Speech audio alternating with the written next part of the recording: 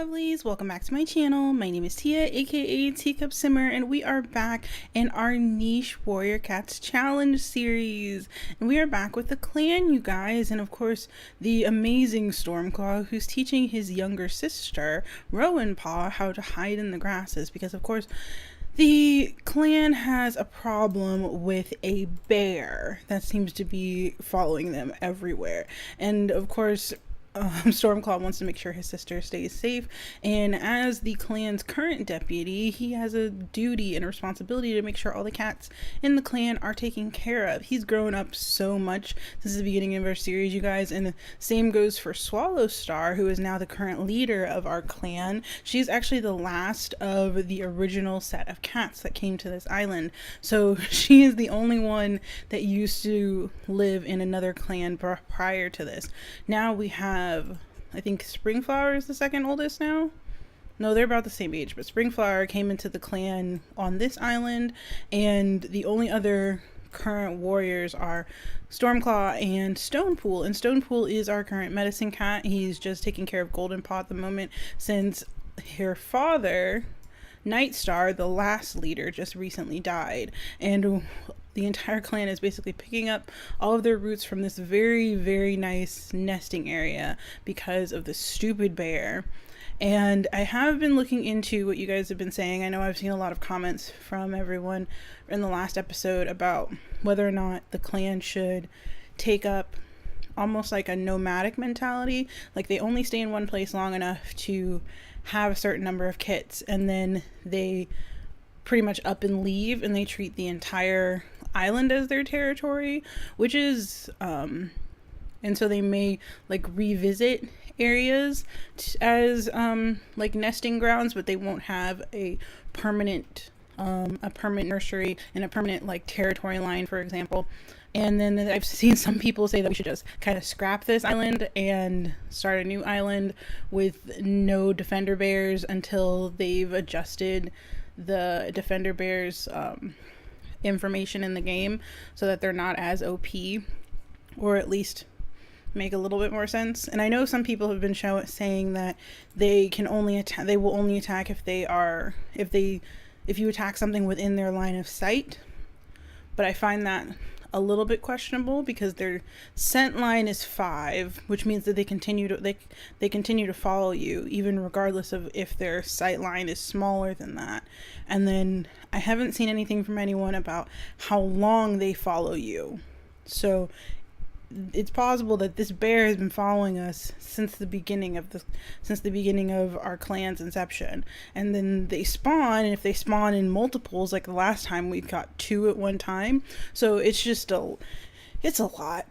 I've been talking to a lot of the other niche YouTubers about it, and it's just something we all find very frustrating. But I still love this clan, so I'm gonna leave a little poll in the corner for you guys up in this little bit. That's basically going to say if you guys think we should treat us like a nomadic tribe and still keep going, or if you guys think we should basically regenerate all of these cats, or all of the cats that are left over, or like at least the kits are the ones that aren't going to die, and basically start a new save file. And I'll keep all of their genetics. I'll basically take snapshots of their genes and things and recreate them to the best of my ability, but that's a secondary option. So you guys can let me know what you guys think in that poll, and if you guys have other suggestions, put them down in the comments below, because I do want to see if we can make this series as enjoyable for everyone. I know everybody likes a lot of the cats, but the bears are definitely a problem that has nothing to do with us. It's more about how the game's functioning, which I find very frustrating. So we're gonna skip the day and see what this bear does, because it may go after Rowan Paw, it may keep going after Swallowstar. We have no idea. And J-Kit here still has, okay, he's gonna become a warrior, and not a warrior, but an apprentice on the next day. So we're not gonna have any kits to worry about, but we're still going to have to worry about moving the entire clan to a new area if this bear keeps following us.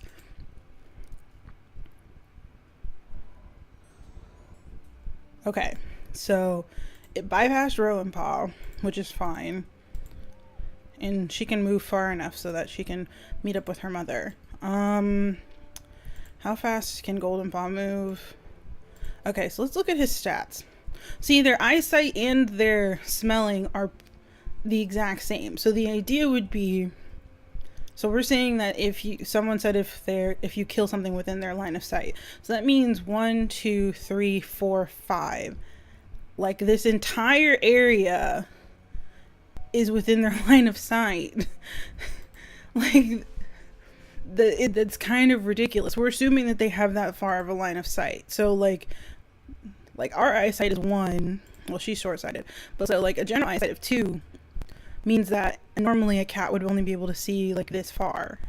So it's just, and they're only helped out by other cats. So the idea is this thing can see incredibly far, and even if we went 1, 2, 3, 4, 5, we would have to be this far away, not even taking into account the fact that it moves. We'd have to be this far away before we could actually kill something and it not come and attack us. Like we wouldn't be able to kill this mole, or it would come after us. That's the part I find super frustrating. Like it makes absolutely no sense. I'm trying to see what's the best place to move is, because I think Stone Pool really likes the tree. I don't think he's gonna want to move from the tree, and I don't think anybody's come down to explore this area, and I don't think we're gonna have anything down here. So let's see if we can move everyone this way, and hopefully Rowan Paw and Stormclaw can move around the bear and come this way. So I'm gonna try it. J-Kit is now J-Paw, and we're gonna have to change his name. Come on, lovely. He's just so pretty. Oh, Nightstar, why did you have such beautiful children? Like he had some pretty kids. Like he had Saffron Paw and Golden Paw and J Paw. Like they look gorgeous. They all have that pretty mask and everything. They got that from Springflower, but they got like the mix of colors from him, which I adore. I absolutely adore that.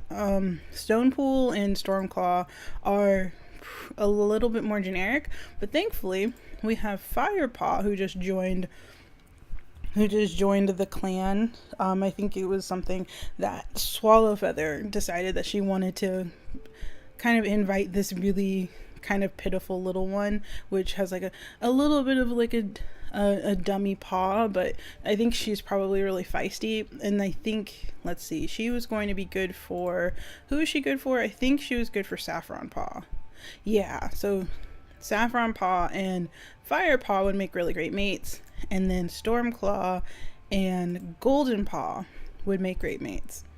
And I like that, because of course Stormclaw is going to end up being leader after his mother, because she's going to pass away in the next 3 days, and we need to find a place for Springflower to have her baby, because she's going to be passing away in 3 days, and we want to make sure that she can have her baby. So we're going to move, let's move Acorn Paw. I'm trying to see what's the best way to move everyone is. Let's have Golden Paw move. Okay. And let's have Acorn Paw stay there.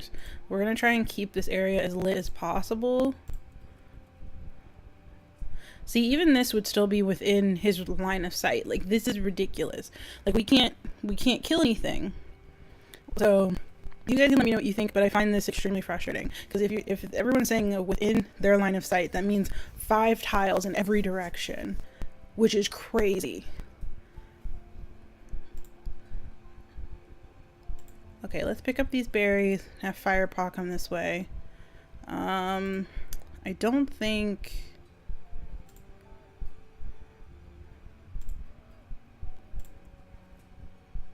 Okay, let's have Swallow Star come this way. J-Paw. I don't think J-Paw... I'm trying to think if J-Paw would make a good medicine cat. I don't know if there's any genes that we want from him, but he does have Claw, which I find means that he's more likely to be a good he'd more likely to be a good warrior than medicine cat. Acorn Paw may make a good medicine cat, actually. So I might set Acorn Paw up next to Stone Pool.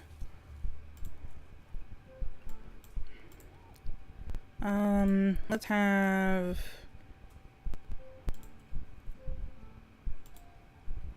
J-Paw move this way.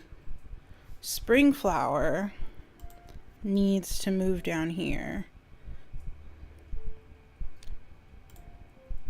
Oh, there's a nest. Perfect. Okay. Saffron Paw. Let's move down here. Yeah, he's close to Spring Flower, so he's fine at the moment. Let's leave Swallow Star right there. Stone Pool can stay in that location. Golden Paw can move next to her mother. J Paw is going to be moving down that way. So now all we have left are these two who need to make a stealthy move. I don't even know if we can move that way. How far away is that? So that's, it can move 2. And let's have Stormclaw come down here. So we'll see if this works. It's probably just going to show up over here. But I do want to start moving everyone down. Springflower will be able to come have her baby, and hopefully we'll be able to move everyone super quickly down here, and it won't be able to catch our scent. So let's skip a day.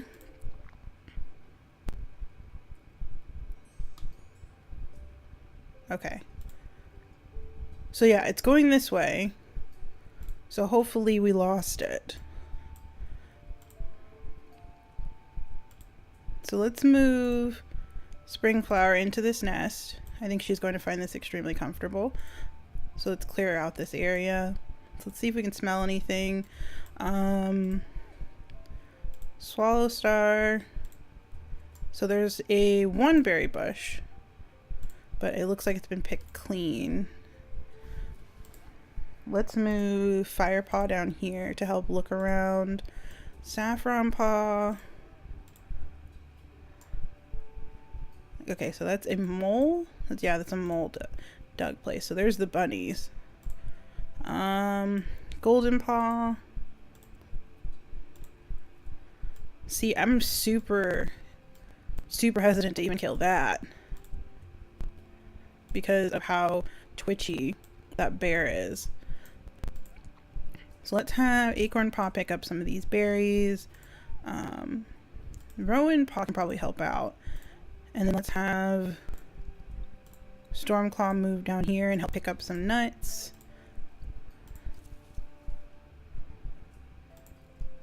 And Stone Pool will stay up here. This is actually a really nice area. Like, I really like this spot. And I liked our area when it came to the nesting grounds over here. But we can't really do anything about it. So I think that's all we have left. J-Paw is staying next to his mom. We don't have the too many warriors, unfortunately. Saffron Paw is going to be old enough. And so is Firepaw. They're going to be old enough to become warriors. This is cool. Is Rowan Paw going to be old enough? She is. Acorn Paw? No, she's got 2 days. But J-Paw, that means everyone's gonna we're gonna have more warriors. I'm super excited, guys. It's so fun when because like right now all of our cats are kind of tethered to like a warrior. Like these guys can't go far from Swallow Star, excuse me, Swallow Feather. I forgot that you upped in rank, my darling. But they can't go far from their mentor. And the fact that we're finally gonna have some more warriors, thank goddess. Okay, so we're gonna skip the day and we're gonna see how gorgeous these guys become, and hopefully the bear continues to stay away.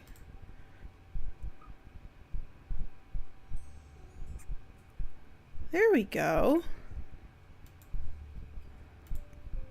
So we're not hearing or smelling anything that could be a problem. And now we've got Saffron Paw, who is now a full-fledged warrior. We have to name him now. I think Christine gave me this one. Christine is definitely MVP when it comes to names at the moment. I think the last one was Saffron Dust, and I actually adore that name. So I'm going to probably give him that one. Firepaw, I don't know what name we should give her. I like her a lot too. Currently my thought is I don't know when we should start having them have kits. I feel like that is like a conundrum. Like, when should the time frame be? I know some people have been saying that we should have longer lifespans. So like currently, after they go through their entire like childhood and their teenagehood, the remaining number of days is 30 days. If we hadn't been running around like mad people, this wouldn't be so bad. Like, we've had Stormclaw for a fairly long time, and he still has basically half his life to go. Same with Stonepool. They were born, I think, maybe episode 2 or 3. And oh, we have a new baby. I love it when we get new babus. Okay, so we have another baby, another golden child from Springflower. Springflower, you tossed some real cute children. I am not gonna lie. She has been giving some really great genes to the clan. So now I gotta figure out a name for that one too. Oh goodness. Atia's work is never done. Okay, so we're gonna have to change up Rowan Paw's colors too. I'm just gonna change everyone's names at one time. And I'm probably gonna cut out the whole me choosing thing because it takes me forever to choose, and I find it super hard to choose.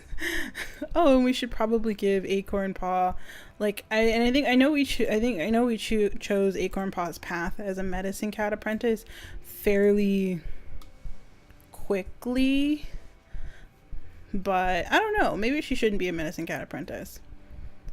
Maybe she should just be a warrior, but she's just learning some things from the medicine cat. I know I'm being super wishy-washy, guys, but the idea is that we're still trying to like work out the kinks because of how many kits we had at one time versus how many warriors we had. Now we have like, say 1, 2, 3, 4 warriors at the moment, not even including Springflower, who's going to pass away, and Swallowstar, who's going to pass away in the next turn or so. But then Golden Paw and J Paw and them are all going to be old enough to actually take on some things on their own, so it's not going to be that big of a deal.